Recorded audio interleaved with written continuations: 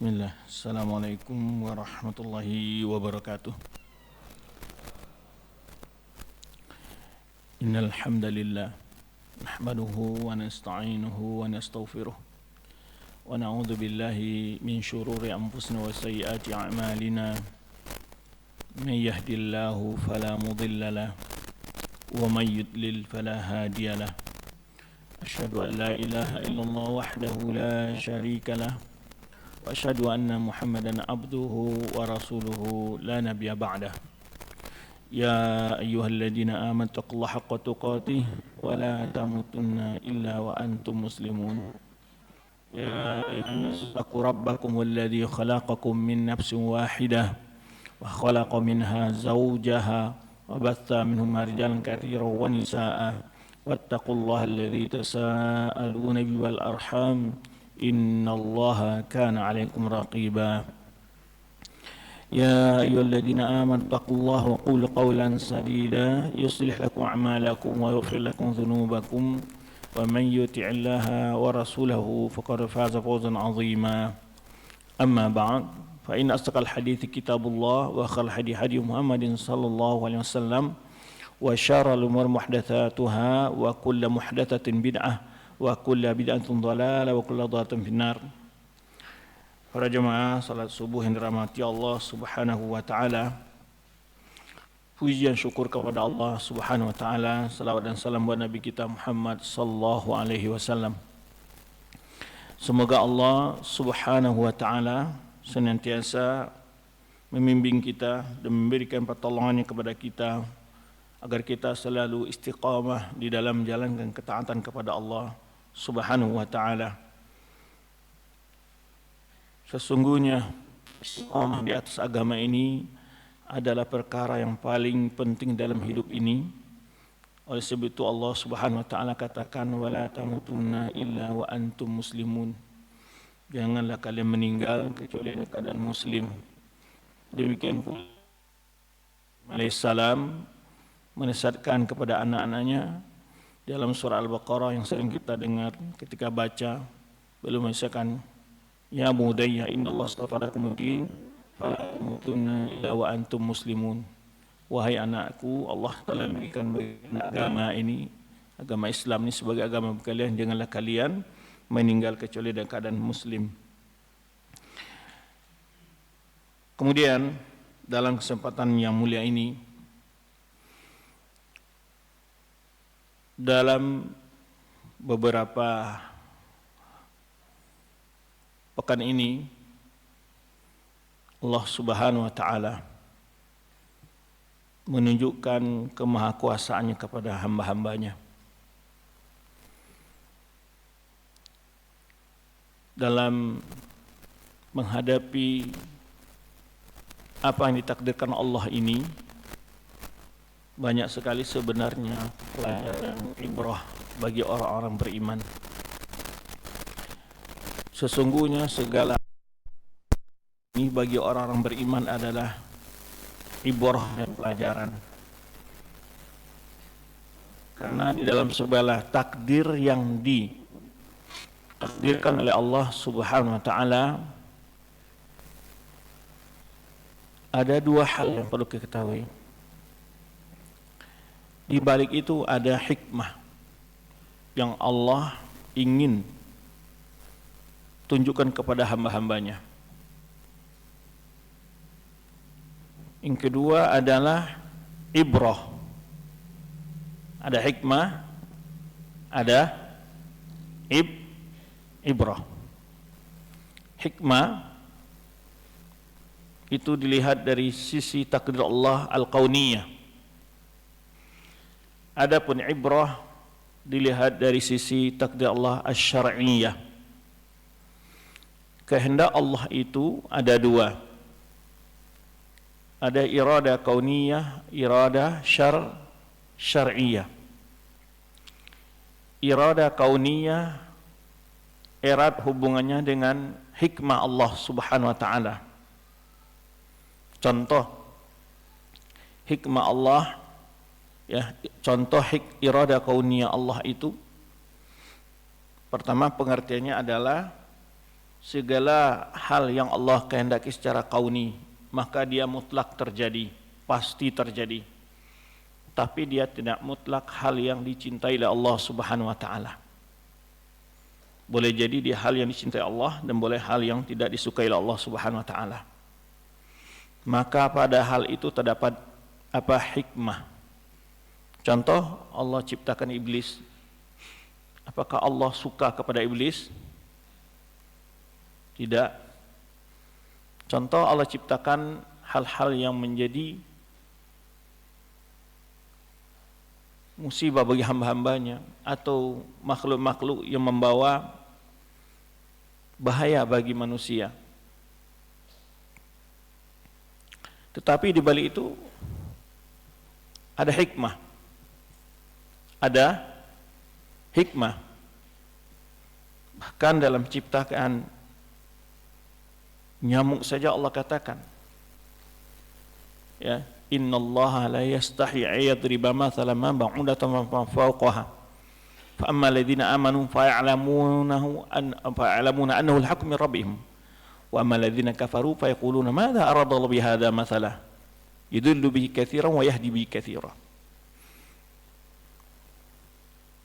Kalau orang-orang tidak beriman, dia membaca musibah itu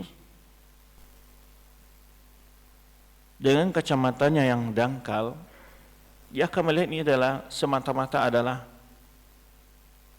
kerusakan dan bahaya. Kerusakan dan bahaya. Mungkin juga dia akan terpengaruh dengan ungkapan-ungkapan orang-orang yang tidak beriman kepada Allah. Kalau seandainya orang berkata kepada bapak, kenapa selalu wilayah Islam itu selalu dapat bencana katanya? Bukankah Allah katakan bahwa Allah itu bersama orang ma'al muhsinin, ma'al muttaqin, bahwa Allah berjanji orang-orang yang beriman itu akan dijaga dari bahaya. Gimana jawabannya? Saya tanya sekarang kepada Bapak. Kenapa orang-orang beriman itu banyak mengalami penderitaan, ujian? Kemudian juga orang berkata, kita dengar negara-negara kafir itu dia tidak seberat kita mengalami bencana. Gimana jawabannya? Saya tanya sekarang.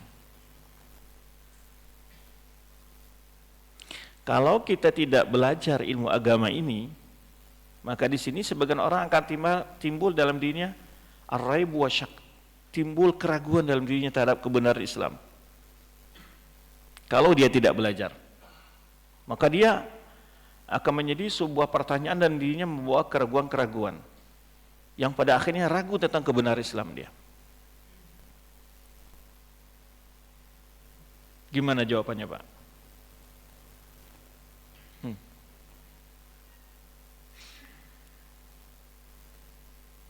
Kenapa banyak wilayah-wilayah Islam itu ada bencana, ada ini dan itu terus?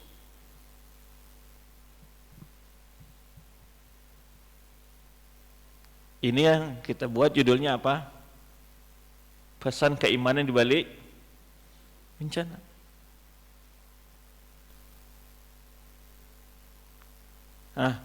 Bukankah keimanan itu membawa kebahagiaan dunia dan akhirat, Ustaz? Apa jawabannya? Bahkan ini muncul dari mulut-mulut orang-orang yang liberal, orang-orang yang munafik, muncul dari mulutnya. Atau mungkin akan digunakan sebagai isu untuk membuat bagaimana umat Islam ini lari dari agamanya. Taib, kita coba jawab. Pertama, kasih sayang Allah kepada orang beriman itu ada dua bentuk. Musibah yang dialami oleh orang beriman bukan sekedar musibah. Bila dia adalah orang-orang beriman yang bertakwa kepada Allah, bukan para nabi itu orang-orang bertakwa kepada Allah? Betul bukan? Taib. Kenapa Rasulullah mengatakan inna asyadana sibalan al-anbiya? Kenapa Rasulullah katakan bahwa manusia paling berat ujiannya para nabi? Kenapa kok begitu?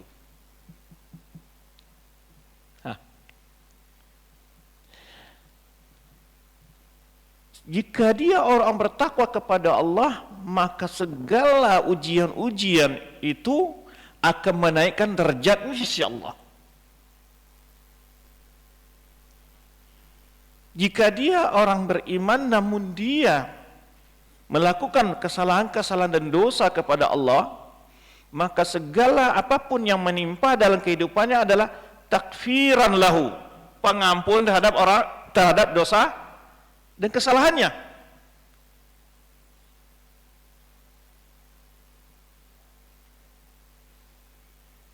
Kalau dia berbuat dosa, mendapat musibah, mengalami penderitaan dan kesusahan, atau dia meninggal dalam sebuah peristiwa itu, apa bagi dia? Pengampunan bagi dosa dan kesalahannya. Tapi kalau orang kafir, Pak, mengalami penderitaan, mengalami kesusahan, ada manfaatnya bagi dia? Tidak. Maka oleh sebab itu Rasul kita SAW katakan, ajam li amri mu'min, sangat mengagumkan perkara seorang mukmin itu. In asabahu sarra fa syakara fa kana khairlah. Jika dia mendapat hal yang baik, dia bersyukur, maka itu baik bagi dia.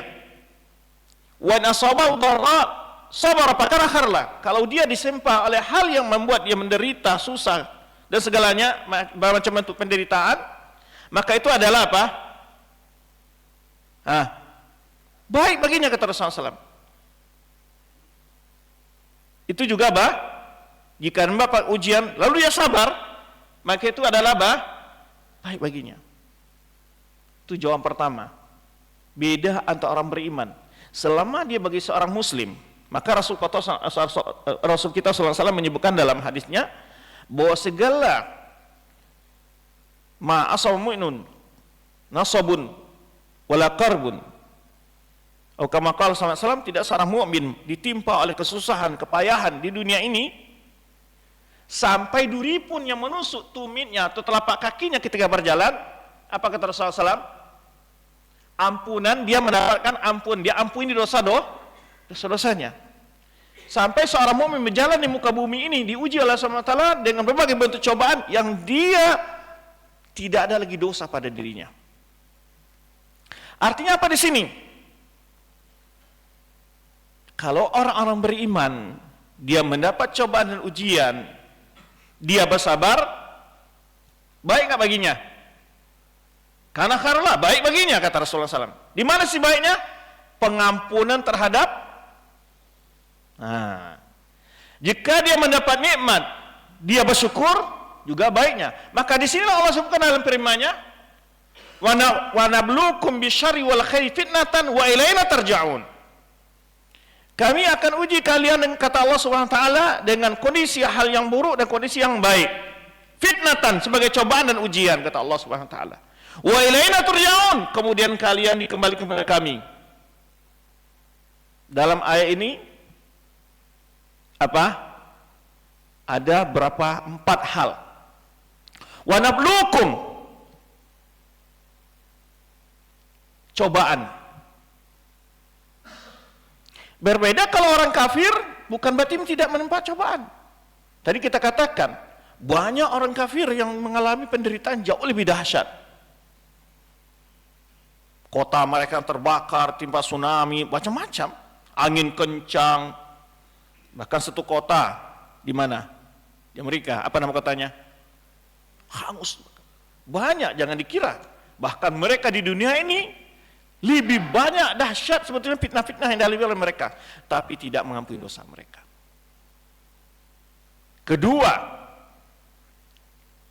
gimana dengan orang kafir yang tidak mendapat penderitaan di dunia ini saat tidak azab Allah, dia beri kebaikan-kebaikan Allah SWT. Itu bukan menunjukkan kasih sayang Allah. Kata Allah SWT, wala takunu kalladzina nasallaha fa'ansahum anfusahum. Dalam ayat lain, nasallaha fanasiyahum. Jangan kalian seperti orang yang melupakan Allah, lalu Allah melupakan kepada mereka diri mereka. Dan dalam yang lain, mereka lupa kepada Allah, Allah melupakan mereka. Allah melupakan mereka berarti apa? Allah tidak peduli kepada mereka, sehingga tidak ada hal-hal yang membuat mereka untuk sadar kembali kepada jalan yang benar, beriman kepada Allah. Yang disebut dengan istilah syar'i istidraj, tipuan Allah kepada orang-orang yang kafir. Tapi kalau kita ditegur oleh Allah SWT, ini adalah perkara baik. Dan teguran Allah itu, ada ujian Allah itu ada dua hal. Bisa baik dalam bentuk-bentuk hal yang positif menyenangkan, ada dalam bentuk hal-hal yang menyusahkan. Tetapi kedua-duanya baik bila dilalami oleh orang beriman. Maka jangan dikira orang yang diuji oleh Allah SWT dengan kemiskinan, lalu dia sabar. Ada orang yang kaya raya, hidupnya nyaman, tenang semua, akan lebih baik daripada si miskin tadi. Belum tentu. Persoalan di sini bukan masalah senang dan susah, tapi masalah adalah apa?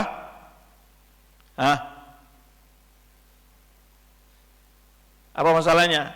Iman dan takwa.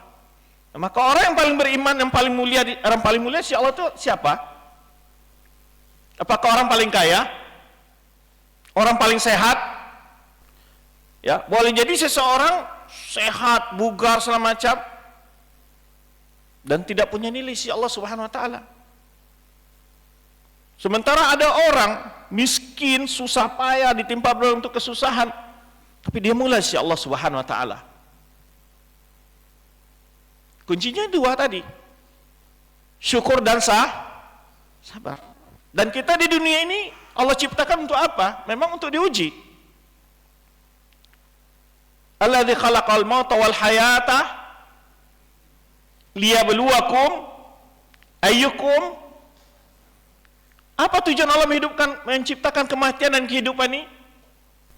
Walladzi khalaqal mauta wal hayata. Dialah menciptakan kematian dan kehidupan ini liyabluwakum, agar Allah menguji kalian, ayyukum ahsanu, siapa di antara kalian terbaik amalnya. Bukan siapa di antara kalian paling banyak hartanya, orang yang paling banyak mendapat penyakit, bukan saja. Belum tentu juga orang yang dapat penyakit kesusahan lebih mulia pula dari orang kaya, tidak. Tapi intinya apa? Dengan dua hal tadi. Jika dia dalam keadaan senang, bahagia, ya, tidak dalam kesulitan, dia apa? Bersyukur, maka baik. Tapi yang parah apa? Sudahlah menderita, sudahlah berusaha payah, dapat ujian dan semacam bentuk penderitaan di dunia ini, dia tidak bersabar dan tidak bertobat kepada Allah dari segala dosanya. Ini yang susah. Atau dia kaya raya, lalu dia sombong, congkak, dan tidak berinfak segala macamnya, dipergunakan harta pada jalan yang haram, bermuazir dan segala macamnya. Ini juga tidak membawa kebaikan bagi dia. Jadi persoalannya bukan dari sisi apa? Nah, di sisi kaya dan miskinnya, susah dan tidak susahnya. Tapi adalah ayyukum. Maka Allah sebutkan. Maka tadi kita katakan bahwa siapapun di dunia ini dia diuji. Mungkin dari sisi materi dia tidak masalah, tapi diuji dengan hal yang lain dia. Maka si kaya diuji dengan miskin, orang tua diuji dengan anaknya, suami diuji dengan istrinya, dan segala macam bentuk ujian. Tidak ada di antara kita ini yang luput dari ujian, tidak ada. Orang kaya itu di dalam dengan hartanya itu sendiri ya diuji. Diuji dengan hartanya sendiri. Lah karena mencari harta dia lupa sholat, dia lalai memberi infak, segala macam bentuk hal yang melalaikannya kepada Allah. Ini hartanya tidak membawa kebaikan bagi dia.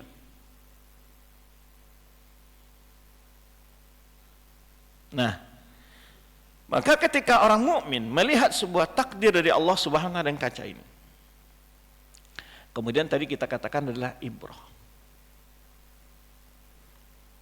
bahwa di dalam setiap kejadian-kejadian itu Allah tunjukkan kekuasaannya. Ada rumah yang berada di sekitar tempat yang ada musibah itu, mengalami semua selain rumah itu hancur, tapi ada rumah orang yang tidak disentuh, ada masjid yang tidak disentuh, ada orang yang selamat, dan segala macam bentuk kudrat Allah di situ. Itulah tadi kita sebut ibrah. Bahwa Allah pasti menyelamatkan seseorang yang Allah sayangi, dan bahwa kematian, kebahagiaan semuanya berada di tangan Allah Subhanahu wa taala. Sekalipun dia dibawa oleh gelombang, tanah longsor, banjir segala macam, bahkan yang mengalami umpamanya terkubur segala macam dalam sebuah bangunan segala macamnya, selama ajalnya belum sampai, dia tidak akan pernah mati. Maka ditemukan kadang-kadang ada yang baru ditemukan setelah 3 hari, ada anak kecil yang dibawa oleh air bah itu kok malah selamat segala macam. Loh, anak kecil itu apa? Bisa dia gantung segala macam? Enggak ada daya upaya, justru malah Allah selamatkan. Ini Allah ingin menunjukkan kekuasaan. Dalam banyak kejadian Allah tunjukkan kemahakuasaannya. Maka di sini seorang beriman, ya, dia mengambil banyak sekali pelajaran-pelajaran dari peristiwa itu, dari semua kejadian itu. Selama kita masih hidup di dunia ini, kita tidak akan pernah luput dari ujian dan cobaan. Ujian dan cobaan itu bisa berbentuk apa tadi? Wa nabluukum bil syarri wal khair. Kami uji kalian dengan hal yang buruk dan hal yang baik. Yang dikira kita yang sehat, kita yang kaya, kita yang bagaimana aman dari bencana, bukan berarti kita tidak sedang diuji. Minimal ujian kita adalah bagaimana sikap kita terhadap orang yang diuji. Sama ketika kita katakan, ada orang yang uji kemiskinan, tapi si kaya yang di samping itu diuji. Dengan si miskin ini, apa pedulinya dengan dia ini?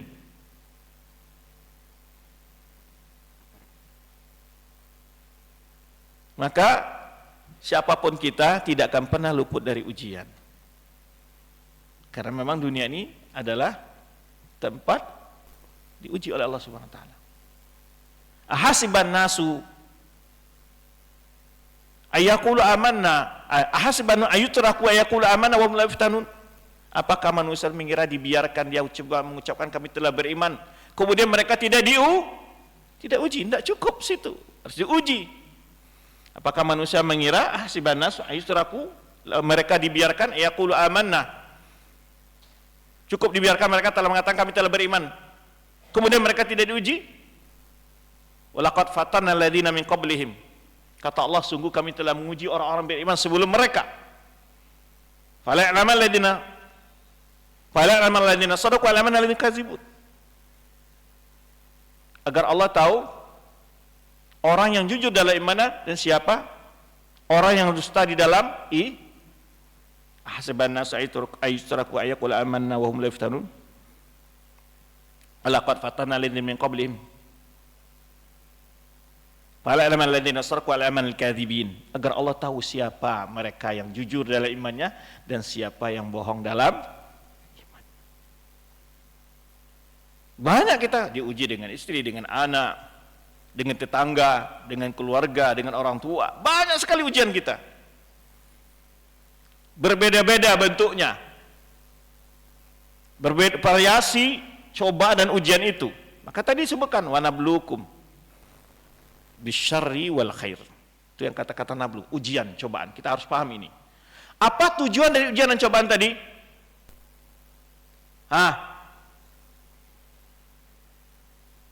Sebagai apa? Membuktikan siapa yang benar-benar beriman. Diuji dengan apa? Ini 2 tadi yang kita sebutkan. Bentuk ujiannya apa? Ada yang bisyarri, hal yang buruk. Ada dengan hal yang, nah kalau sebutkan hal surat Al-Baqarah juga. Kata Allah Subhanahu wa taala, walanabluwannakum. Dalam ayat ini ada takkid di situ, ada lam taukid, ada nun taukid. Benar-benar kami akan sungguh kami menguji kalian. Itulah bahasa Indonesia begitu penekanannya.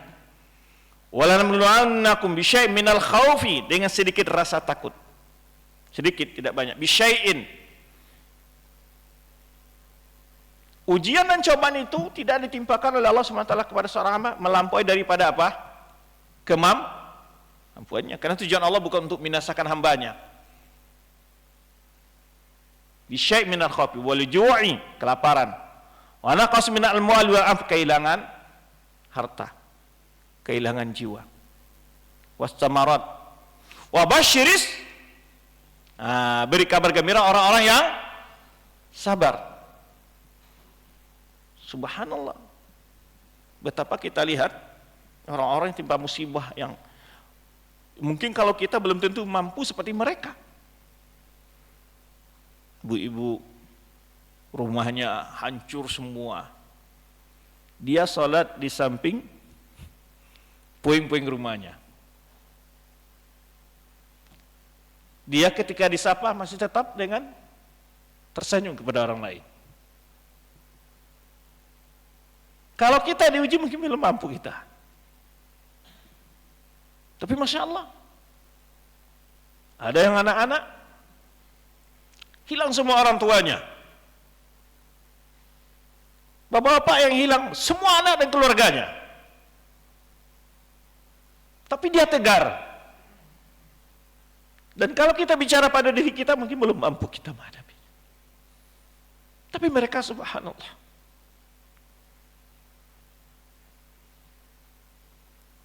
Maka jangan kita bahagia ketika selamat dari segala hal-hal yang buruk, belum tentu kita adalah orang yang terbaik di sisi Allah Subhanahu.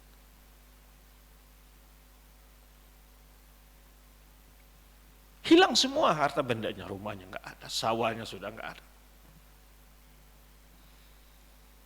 Tapi mereka bisa tersenyum.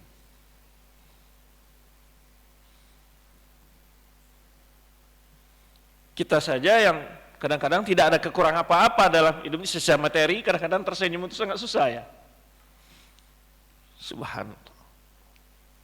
Dan Allah tahu siapa hamba-hambanya yang berhak untuk diuji. Maka tadi setiap kita mengalami apa di dunia ini, cobaan dan ujian. Tapi kata Allah, wa basyiris sabirin. Kalau diuji dengan hal yang buruk tadi, solusinya sabar. Alladzina idza sabat musibatun qalu inna lillahi wa inna ilaihi raji'un. Itu orang-orang yang bila mendapat cobaan ujian dari Allah, dia mengatakan kami ini milik Allah dan kita akan kembali kepada Allah. Gimana seseorang tadi dia bisa tegar dengan sabar? Dia tahu apapun yang dimiliki di dalam hidup ini milik siapa? Milik Allah. Kita ini milik siapa? Di sini ada dua pelajaran. Harta yang Allah berikan, harta benda, apapun bentuk kenikmatan dunia yang Allah berikan ini, itu adalah titipan. Kalau Allah ambil, kan milik Allah. Kalau pemilihan berhak nggak kita maki-maki, marah-marah?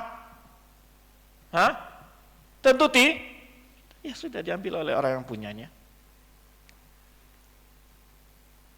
Kemudian apa lagi? Dari situ apa? Kita ini milik Allah. Hatta di kita sendiri. Kalau kita milik Allah, tentulah Allah mentakdirkan, menentukan segala apa yang ingin Allah takdirkan pada diri kita. Dan kita yakin Allah itu Maha Pengasih, Maha Penyayang. Maka seseorang dia dapat musibah, walaupun dia hilang segala-galanya, apabila dia yakin dia adalah milik Allah, yang Rabbnya itu adalah Rahman Rahim. Tidak perlu takut. Kita punya Rabb. Di mana Rasul kita katakan tidak akan pernah mati seorang jiwa pun sebelum yastawfi rizqaha, sebelum rezeki yang Allah takdirkan kepadanya habis. Yakin kan? Selama nyawa ini masih ada, rezeki pasti ada. Maka ketika itu kita yakin kita ini milik Allah. Allah yang menciptakan kita. Tidak akan mungkin Allah akan menyia-nyiakan kita. Jangankan kita sebagai hamba-hamba yang beriman kepada Allah, cacing yang tidak punya daya dan upaya, siapa yang beri rezekinya? Siapa yang beri rezeki? Cacing yang tidak punya daya, cacing saja. Orang kafir yang tidak beriman saja Allah beri rezeki.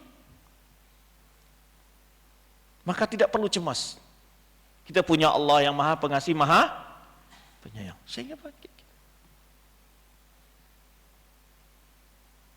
Dan perlu diingat, segala apapun yang hilang ketika kita mendapatkan musibah dengan cara bencana ini, hatta penjahit yang dia hilang karena dibawa oleh banjir bandang, dia rugi, dia dapat pahala enggak? Apalagi sawah ladangnya, rumahnya, segala apa yang dimilikinya, itu akan menjadi timbangan baik, amalan baik insya Allah jika dia bersabar. Jika dia mungkin dari sisi ibadah dia kurang, tapi Allah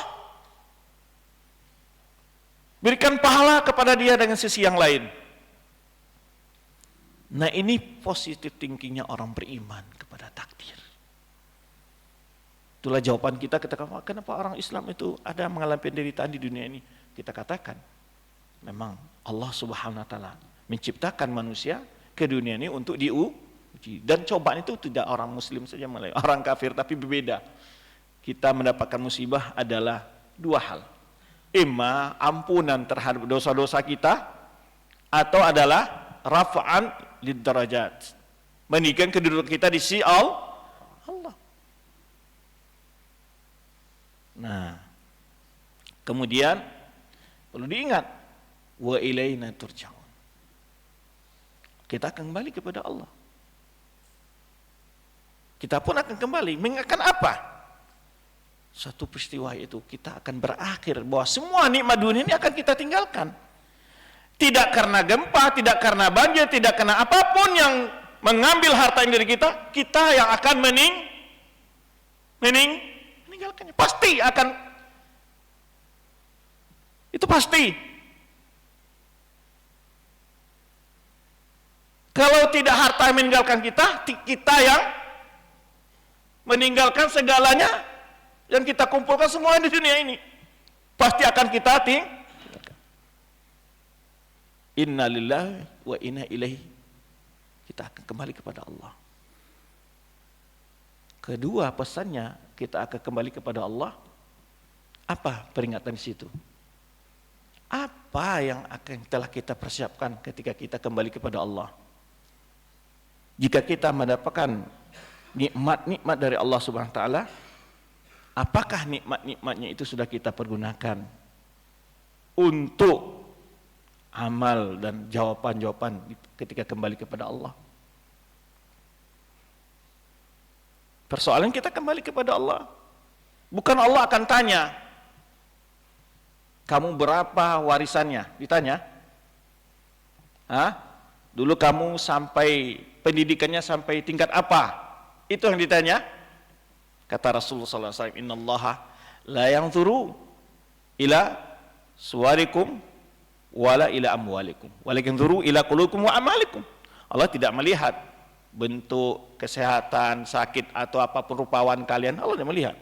Tidak pula kepada harta kalian, tapi Allah melihat kepada hati dan amalan kalian. Nah, itu pandangan umum orang-orang beriman dalam menilai.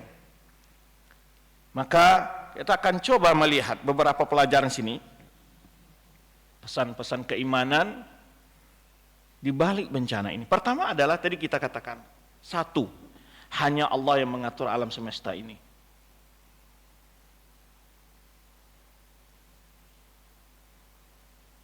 Hanya Allah yang mengatur alam semesta ini. Allah mentakdirkan kadang-kadang, Pak, ini contoh saja, ada rumah tiangnya sudah miring sekali, namun nggak roboh-roboh, Pak. Kalau datang angin pun nggak roboh-roboh, Pak. Kenapa? Karena Allah belum kehendaki, kan gitu.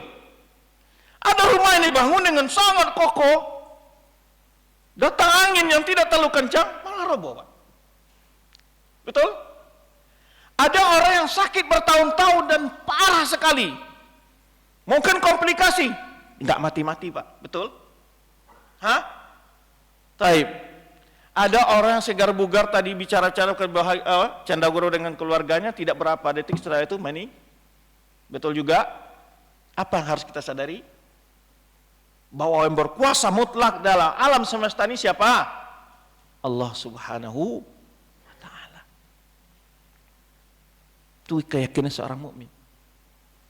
Karena ketika ada datang musibah, seorang beriman itu tidak kembali kepada Allah. Itulah yang kita katakan, inna lillahi wa inna ilaihi raji'un. Semua urusannya kembali kepada siapa?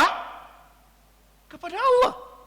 Maka yang timbul dalam sini diri seorang mukmin ketika itu adalah tawakal kepada Allah. Dalam hidup ini kita perlu bertawakal kepada Allah. Karena yang mampu menyelamatkan kita dari segala bentuk bahaya siapa? Allah Subhanahu wa taala.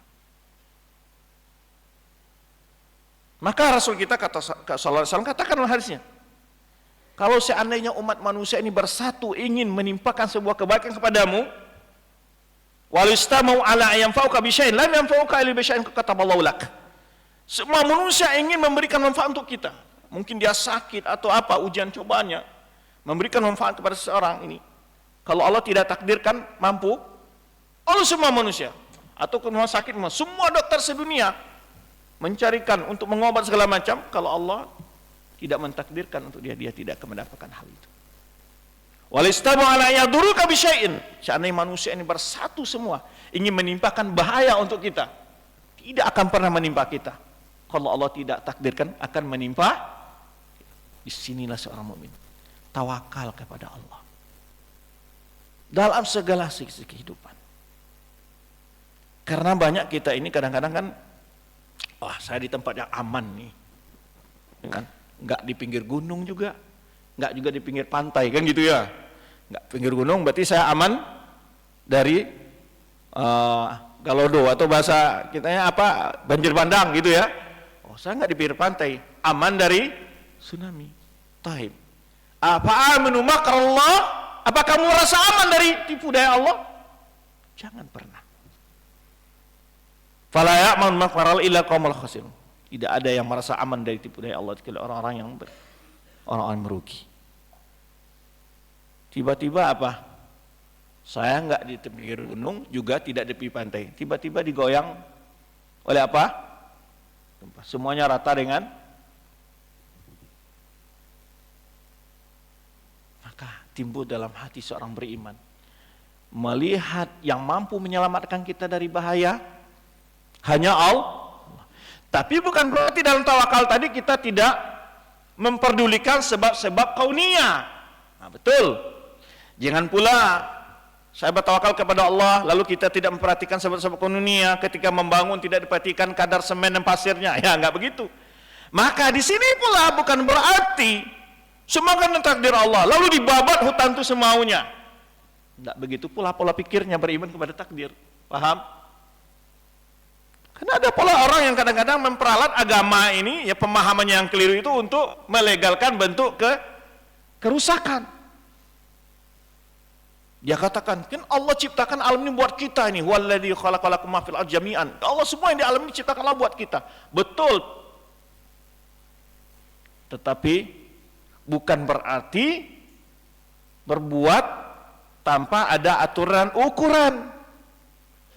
Segala sesuatu ada sebab siapa menciptakan sebab akibat itu? Allah. Maka ketika ada Umar bin Khattab bertanya kepada sahabat ketika terjadi di Syam, ketika Umar bin Khattab mau menerima kunci Baitul Maqdis, ketika ditaklukan itu Baitul Maqdis, di tengah perjalanan terjadi musibah ta'un di Syam itu.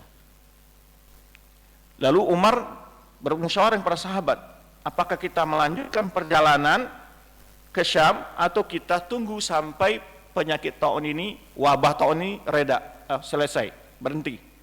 Nah, sahabat yang meriwayatkan hadis ini tidak berada di saat Umar bin Khattab musyawarah itu. Beliau pergi buang hajat.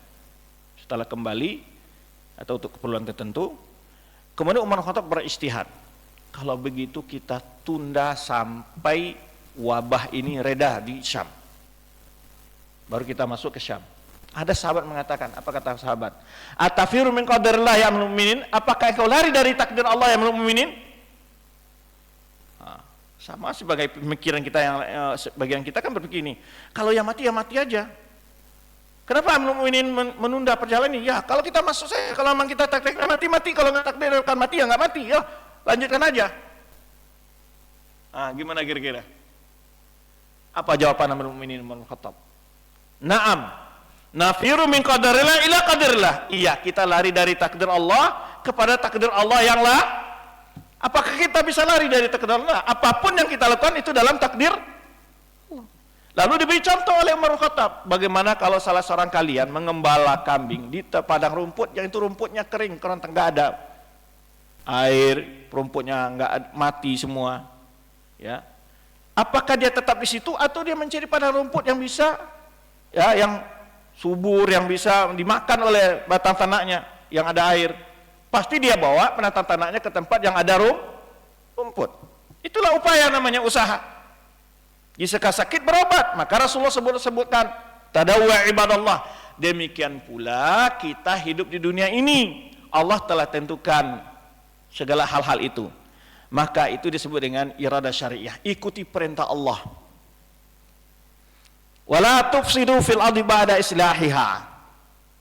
Tadi iradah syariah itu adalah aturan ketentuan Allah dalam agama. Ini adalah yang harus kita jalankan. Ini harus kita tentukan. Maka Allah katakan wala tufsidu fil ardi ba'da islahiha. Jangan kalian buat kerusakan setelah Allah dunia ini Allah ciptakan dengan sebaik-baik hal, keseimbangan. Ketika umat manusia tidak peduli, melakukan semaunya, menggali ketamakan terhadap dunia ini, tidak mempedulikan masalah lingkungan, apa yang terjadi? Nah, tetap itu muhasabah namanya.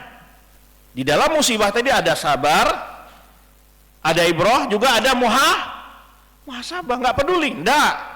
Itu peringatan dari Allah. Maka Allah katakan, "Dhaharal fasadu fil barri wal bahri bima kasabat aydin nas." Telah nyata kerusakan di laut dan di darat. Dhaharal fasadu fil barri wal bahri, di darat dan di lautan. Bima kasabat aydin nas. Siapa yang melakukan? Gara-gara perbuatan manusia. Liyudhiqahum ba'dal ladzina amilu. Allah akan memberikan sedikit rasa akibat perbuatan perilaku mereka itu. Allah timpahkan kepada mereka musibah, bencana. Liyudhiqahum ba'dal ladzina amilu. Ba'dal ladzina amilu, agar Allah rasakan sedikit efek dari perbuatan perilaku mereka itu. Harus ada muhasabah.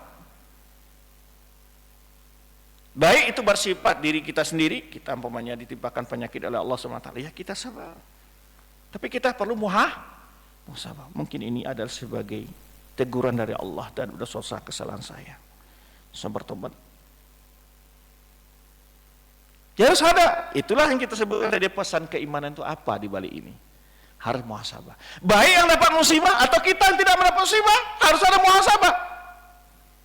Harus Kenapa Allah mengisahkan dalam Al-Quran tentang bagaimana Allah timpakan azab kepada kaum Nabi Lut, Nabi Nuh, kaum Saleh, Nabi Saleh, kepada kaum Samud, segala macam umat-umat yang telah binasakan di dalam Al-Quran Allah ceritakan. Tujuannya apa?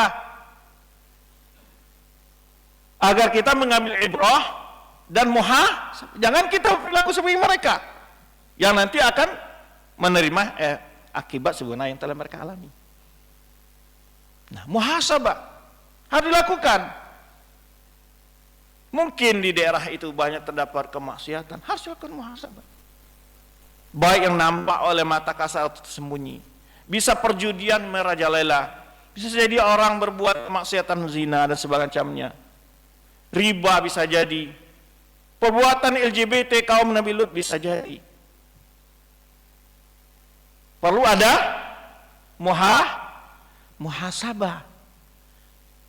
Nah, disinilah bahwa Allah katakan ma asaba min musibatin fil ardi wala fi anfusikum illa fi kitabin qabla an nabra'aha. Kata Allah SWT, tidak satu musibah pun yang terjadi di muka bumi dan menimpa diri kalian kecuali itu sudah tercatat sebelum Allah ciptakan di mana, di lauh mahfuz. Itu takdir Allah semua. Karena banyak pula orang mengatakan itu hanya karena gara-gara kondisi alam, angin segala macam. Tidak. Siapa yang mengatur perjalanan angin itu? Maka tadi kita katakan, karena ada orang mengatakan gempa itu gara-gara lempeng ini. Ya lempeng itu baru sekarang ada atau sejak kapan? Kenapa dia harus bergerak sekarang? Kenapa pada detik ini? Kan gitu. Kenapa pada masa ini? Siapa yang menentukan itu semua? Allah. Karena orang kadang-kadang lari dari keimanan saat ada musibah itu. Maka tadi kita katakan tidak ada satupun musibah kata Allah SWT ya, terjadi di muka bumi ini atau menimpa diri kalian kata Allah kecuali itu sudah tercatat di Lauh Mahfuz. Maka kemudian Rasul kita sebutkan dalam hadisnya sallallahu alaihi wasallam, kataballahu maqadir khalaiq qabla ayakhluqas samawati wal arda khamsina alf sanah. Allah telah menulis takdir semua makhluk ini sebelum diciptakan langit dan bumi, yaitu selama 50.000 tahun sebelum diciptakan langit dan bumi itu Allah sudah menentukan semua apa yang akan terjadi di muka bumi. Sampai detik ini, sampai hari semua dengan detiknya, dengan tempatnya, dengan pelaku, semua ada. Sudah Allah takdirkan itu. Maka tadi kita ini perlu beriman dengan takdir. Maka seorang mukmin ketika mendapat musibah tadi, innalillahi wa inna ilaihi raji'un. Ini adalah semuanya kembali kepada Allah. Itu seorang mukmin dulu. Maka kita bersabar, kita bertawakal, juga kita sekaligus apa? Muhasabatun nafs. Perlu. Nah, kemudian wa ma asab musibah inilah tidak satu musibah akan terjadi di muka bumi kecuali dengan izin Allah. Karena Allah SWT bila berkehendak, innama amru idza arada syai'an yaqul lahu kun fayakun. Urusan Allah itu kalau Allah sudah ingin berkehendak sesuatu, Allah cukup katakan kun fayakun. Jadi maka jadilah. Taib. Fa subhanalladzi bi yadihi malakutu kulli syai' wa ilaihi turja'un. Maha suci Allah yang di tangannya segala ketentuan segala sesuatu.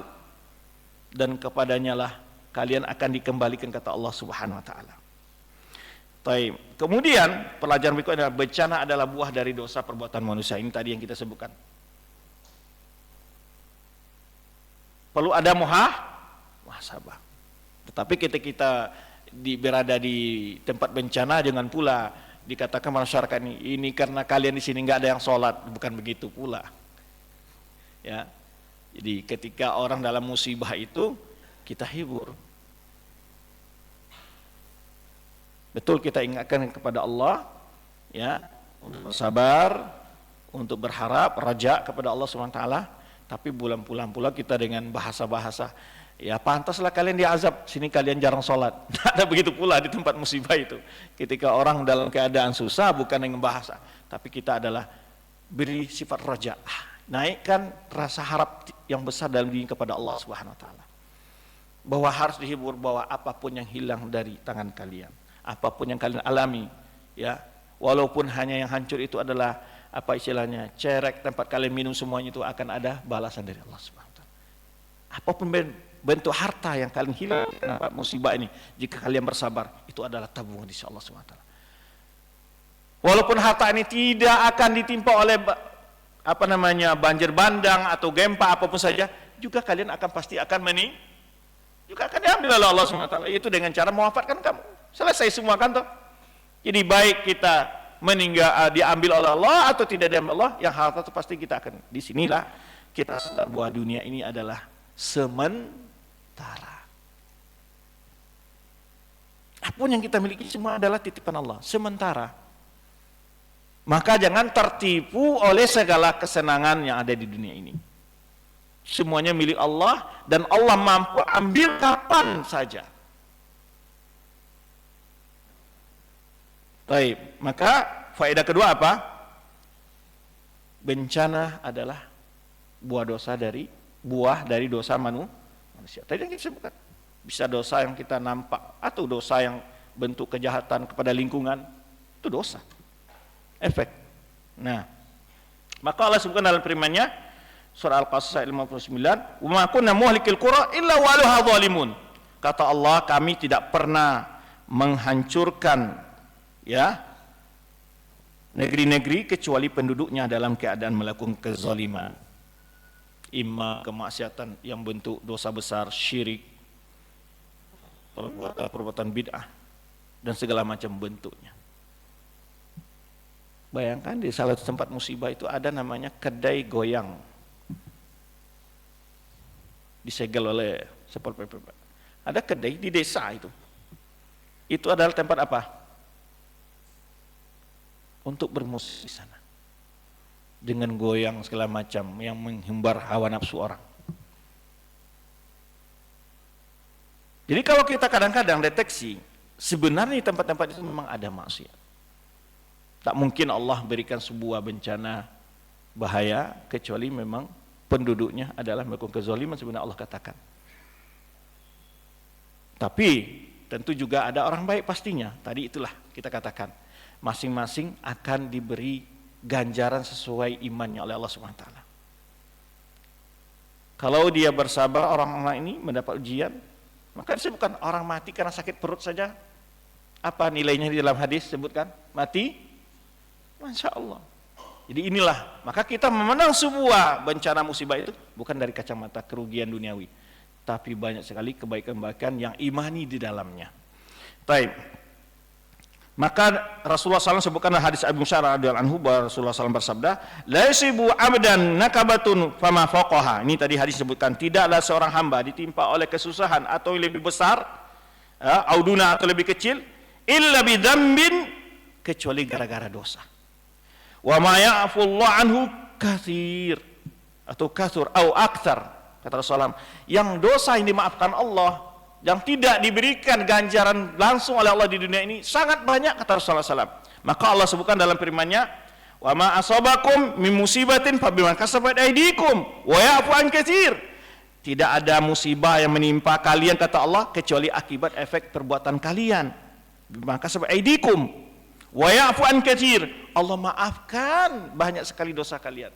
Berarti dosa ini adalah berkesinambungan dan tidak ada tanda-tanda untuk mau kembali. Ketika tidak mampu ayat-ayat syar'iyah mengingatkan manusia, datanglah ayat-ayat kauniyah yang mengingatkan manusia. Allah banyak sekali maafkan dosa kita. Maka kita katakan, kalau seandainya setiap kali berbuat dosa kita kena kutil saja atau bisul saja, gimana kira-kira Pak? Nah, satu kali buat dosa ada bisul. Mungkin semua kita di sini ada bisulan semua Pak. Maka disinilah kita tahu bahwa Allah itu maha pemaaf, maha pengampun. Maka disinilah kita harus bertaubat kepada Allah. Ya, jangan berkesinambungan berbuat dosa itu. Maka Allah katakan, tidak ada musibah menimpa kalian kecuali efek dari perbuatan tangan kalian sendiri. Ya, ada dosa yang berhubungan dengan personal kita, ada dosa yang bersebuatnya adalah kepada lingkungan dan masyarakat. Ya, seperti mana tadi kita sebutkan, penambangan liar, penambangan hutan segala macamnya. Allah banyak sekali memaafkan kalian. Kalau setiap hari Allah menimpakan bencana pada kita atas dosa kita, enggak akan ada yang di muka bumi ini suatu makhluk kan. Maka Allah sebutkan dalam ayat yang lain itu, ya, kalau seandainya Allah timpakan azab kepada manusia setiap berdosa, tidak akan ada satu makhluk pun di muka bumi ini. Maka di sini. Kemudian yang ketiga, pelajaran berikutnya adalah, ya, sebetulnya banyak sekali dalil-dalil sini. Seperti di firman Allah Subhanahu wa taala tadi kita sebutkan, walau yu'akhidullahu nasa bima kasabu ma taraka ala dhahriha min dabatin. Kalau seandainya Allah mengazab manusia dengan segala apa yang mereka lakukan, dosa-dosa yang mereka lakukan, sungguh tidak akan tersisa di muka bumi ini dari satu ekor binatang pun Pak. Kalau seandainya setiap dosa manusia ini Allah beri ganjaran, tidak akan tersisa seekor makhluk pun muka bumi ini, kata Allah. Walakin yuakhiruhum, tapi Allah beri tangguh mereka ila ajalin musamma, pada waktu tertentu. Fa idza jaa ajaluhum, bila takdir mereka, ketentuan mereka, ajal mereka telah datang, fa innallaha kana bi ibadihi basira. Sungguhnya Allah terhadap hamba itu Maha melihat.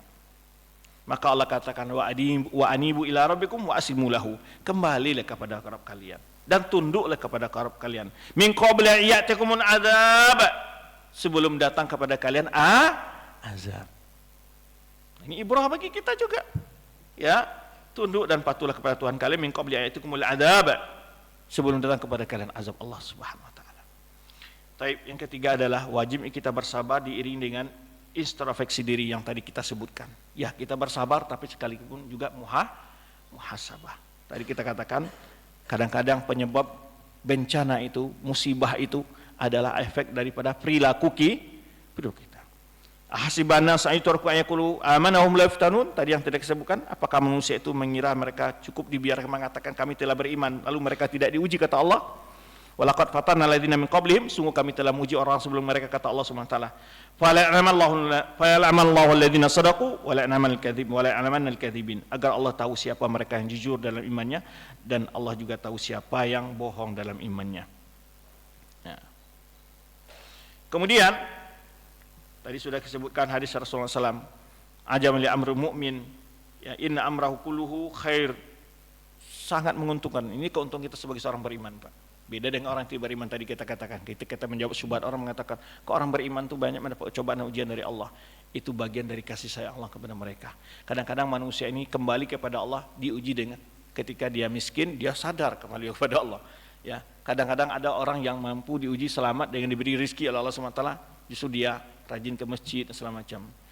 Tapi banyak orang cepat kembali kepada Allah bila mendapat hal yang menyusahkan. Ya. Tapi kadang-kadang kalau uji dengan hal yang menyenangkan, banyak orang lalai. Maka kasih sayang Allah itu kepada kita, ketika Allah berikan cobaan dan segala macamnya, kita mendapatkan ampunan dari Allah Subhanahu wa taala. Kemudian perlu kita yakini, tadi kita katakan bahwa tidak ada artinya suatu musibah itu murni musibah lalu tidak ada suatu hal yang positif bagi seorang beriman. Setiap ada kesusahan pasti ada kemudahan. Inna ma'al usri yusra, pasti. Maka kembali kepada wa may yattaqillaha yaj'al lahu makhraja wa yarzuqhu min haitsu la yahtasib. Barang siapa yang mau bertakwa kepada Allah, maka ketika kita susah, sakit, apapun saja, jangan lupa tetap menjaga ketakwaan kepada Allah SWT.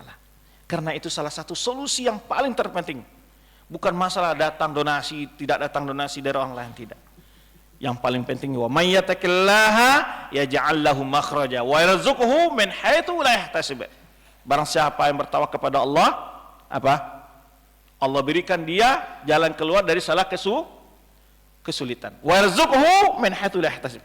Allah beri rezeki dari arah yang tidak dia kira-kira. Mungkin dia tidak makan berapa hari itu, Pak, tapi Allah beri rezeki dia. Bagaimana rezekinya? Itu Allah berikan hidup, sehat. Ada orang yang, Pak, coba bayangkan, Pak, banyak kita ibrah dalam hidup ini. Ada orang yang makannya itu memungut, pemulung, umpamanya dari sisa-sisa makanan. Yang kalau kita orang-orang ini kalau makan kadang mungkin sudah muntah-muntah dan sakit perut. Betul enggak? Hah? Tapi ada orang makan dari makanan-makanan dipungut di tong sampah. Kenapa dia tidak sakit perut, muntah-muntah segala macam? Kalau kita kadang-kadang makannya sudah dicuci, buah sudah dicuci, masih aja diare, ya kan? Subhanallah, itulah hikmah Allah Subhanahu wa taala. Rezeki Allah itu bukan dilihat dari segi nominal, Pak. Rezeki Allah itu kesehatan, ketenangan jiwa, itu rezeki yang luar biasa. Dan lebih terpenting, rezeki Allah adalah Allah beri petunjuk kita. Allah jadikan kita orang istiqomah ketika diuji Allah, baik dengan kesusahan atau kesenangan, kita istiqomah dengan jalan Allah. Inilah rezeki yang tidak ada taranya, Pak. Ini kadang-kadang kita melihat rezeki itu adalah nominal saja yang ada di dalam rekening, tidak itu, Pak. Atau jumlah sertifikat tanah, enggak. Betapa banyak orang-orang yang kadang-kadang diuji dengan kekayaan Allah SWT, hidupnya justru tidak merasakan, dan inilah efek ketika beriman. Coba lihat orang kafir, Pak. Banyak mungkin mereka kita lihat kemajuan negara mereka, kemudian alat-alat teknologi dan segala kesenangan seakan-akan ada di mereka itu duniawi ini, kayak gitu kan. Tapi adakah mereka mendapat ketenangan jiwa? Setiap hari dihantui oleh apa perasaannya, Pak? Akan ini jangan hilang, jangan rusak, jangan. Itu saja pikirannya bagaimana? Fokus kepada harta. Maka kita jika mohon kepada Allah, kalau orang beriman tawakal kepada Allah, yang menjaga diri kita, harta kita, anak keluarga kita siapa? Serah kepada Allah Subhanahu wa taala. Itu bedanya orang beriman dengan orang tidak beriman ketika memandang hidup dunia ini. Makanya mereka keliling dunia kesana sini mencari tempat yang indah, ke laut, ke pantai, ke gunung. Kenapa mereka mencari itu, Pak? Mencari apa? Hah?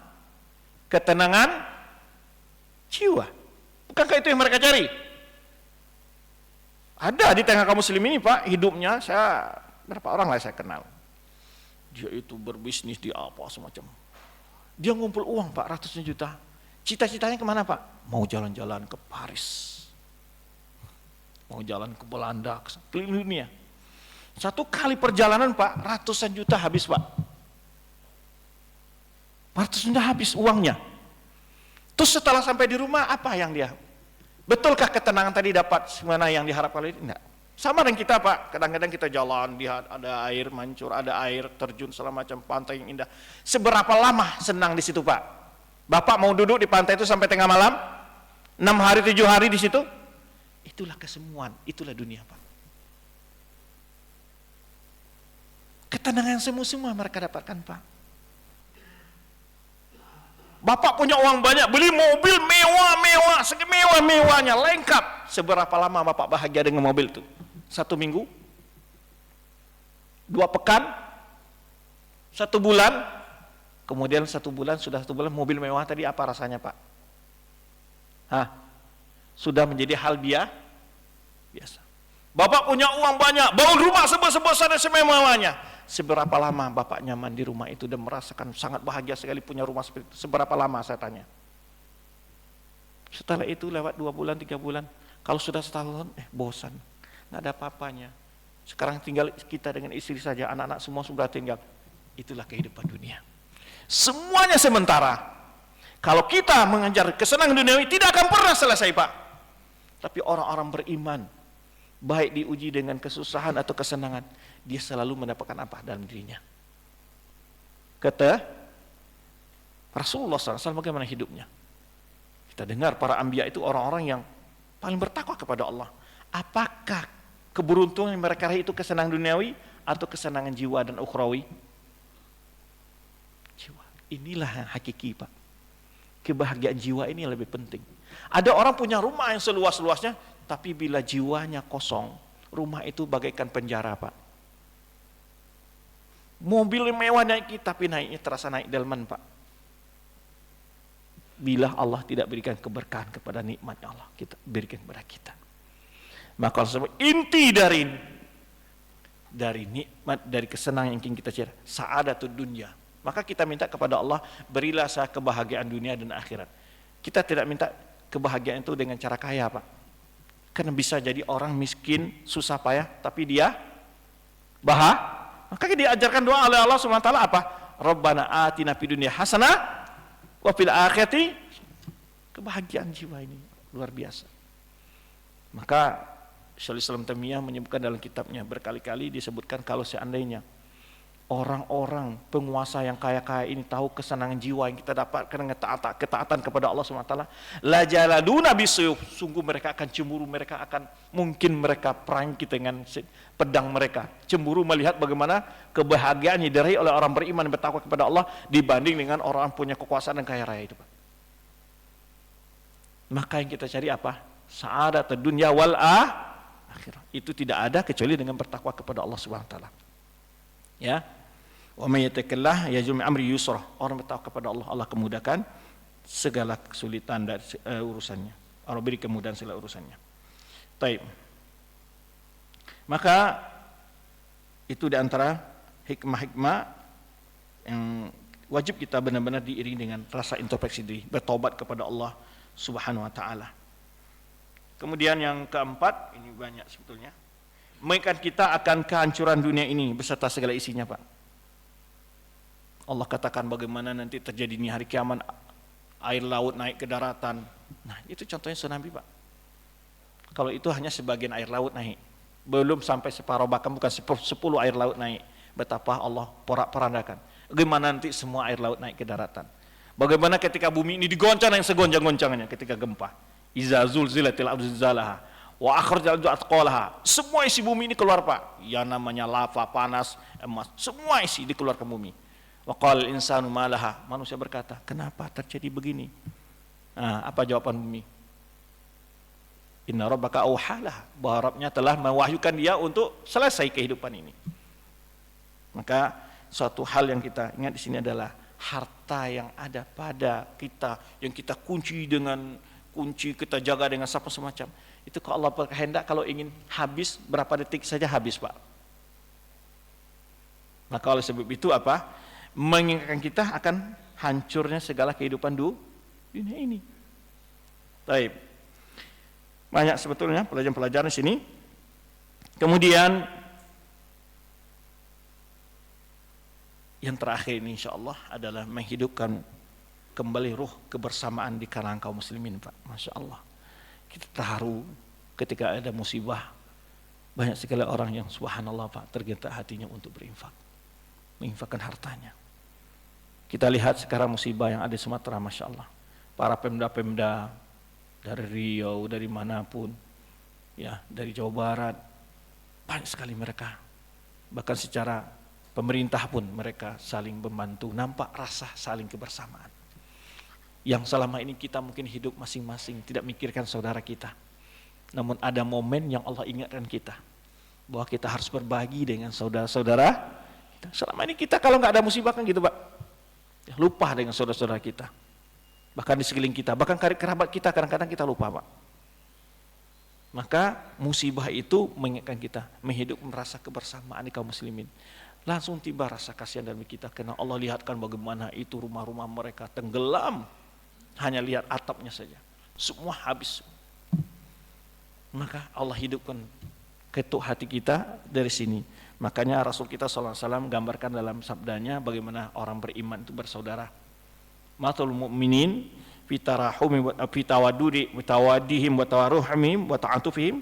Perumpamaan orang beriman itu fitawadihim, dalam kasih sayang, wa tarahumihim, ya, dalam kesetiaan, wa ta'atufihim, dalam kelembutan. Masalul jasadi idza ishtaka min udhun tada'alahu sa'irul jasadi bis sahri wal humma. Perumpamaan orang beriman seperti tubuh yang satu, kata Rasulullah SAW, dalam kasih sayangnya, kesetiaannya. Kalau tangan kiri sakit, tangan kanan yang urut, Pak, ya kan? Kan gitu. Gimana tubuh yang satu? Rasul kita mengumpamakan orang beriman ini adalah tubuh yang satu. Tidak ada ketika mata atau kaki yang tersandung umpamanya, lalu matanya nyenyak tidur, enggak dapat. Subhanallah, ini perumpamaan yang luar biasa dijadikan Rasulullah, bagaimana kesetiaan kasih sayang orang beriman itu sama mereka, seperti tubuh yang satu. Ketika kepala kedinginan, tangan ngangkat selimut. Maka ini jika mereka diuji dengan kehilangan harta, kita diuji dengan apa, Pak? Membantu mereka menginfak kepada mereka. Ini ujian buat kita. Bukan mereka saja yang diuji, kita sedang diuji. Apa pedulinya kita dengan saudara-saudara kita itu? Mana rasa keimanan kita? Hadir enggak saat melihat mereka dalam kesusahan itu? Kita juga diuji. Mereka diuji dengan musibah, kita diuji juga dengan bentuk hal yang lain. Kita sedang diuji semua. Bagaimana rasa kesetia kawan orang bisnis sama bangsaan segala macam? Diuji di sini, Pak. Ya, sekaligus kita ambil ibrah, jika mereka telah harta mereka itu telah disimpan di sisi Allah, pahala bagi mereka, kenapa kita juga tidak ingin menyimpan harta kita di sisi Allah SWT dengan membantu mereka? Seberapapun yang kita beri, itu adalah simpan buat kita kelak di akhir, sehingga hidup. Ini di antara hikmah adanya musibah itu, Pak. Menghidupkan kembali rasa persaudaraan sama kaum muslimin. Tidak terkotak-kotak. Kemarin kita dikotak oleh politik, ini partainya begini, ini tidak membantu, tidak diberi sembako, ini cari yang mengikut partainya melalui partai ini, kan gitu ya. Atau karena penatik kepada kelompok, kepada golongan, kepada daerah, enggak ada, Pak. Musibah, Masya Allah. Kita lihat tumbuh persaudaraan kita itu. Tidak ada bicara, oh ini itu orang Minang, ini saya orang Batak, oh itu orang Aceh, enggak ada. Jawa, Batak, Minang, apapun sukunya, memanggil imannya terpanggil untuk membantu saudaranya. Apapun partainya, apapun semuanya. Masya Allah, Pak. Ini di antara kita lihat. Hikmahnya ada musibah. Maka jika mereka diuji dengan bentuk cobaan kehilangan harta, kita juga diuji Allah SWT. Apa pedulinya kita dengan mereka? Dan kita ya hidup sehat, makan di rumah kita banyak makanan segala macam. Apa yang kita peduli dengan mereka? Maka Allah katakan, fawailul musallin, neraka wail bagi orang-orang yang salat. Ya, kemudian apa kata Allah SWT? Fawailul musallin alladzina hum an salatihim sahun, alladzina hum wa la yahudu ala ta'amil miskin. Mereka tidak mau membantu orang-orang miskin.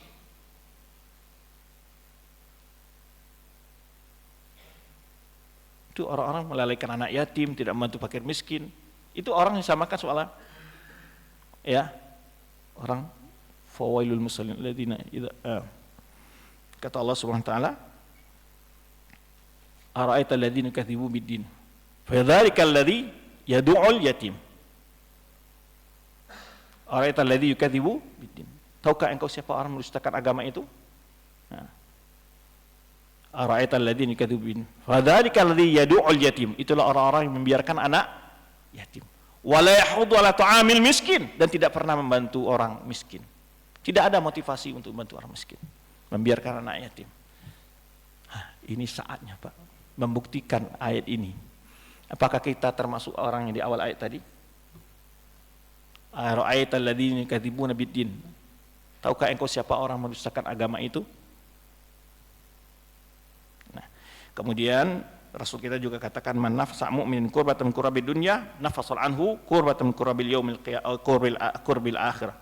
Barang siapa man nafsa mu'minin, barang siapa yang melapangkan seorang orang beriman dari kesulitan dunia, salah satu kesulitan dunia ini, Allah akan lapangkan dia dari kesulitan yaumil akhir, pada hari akhirat. Kemudian innallaha wallahu fi auni abdi maka am fi auni akhi.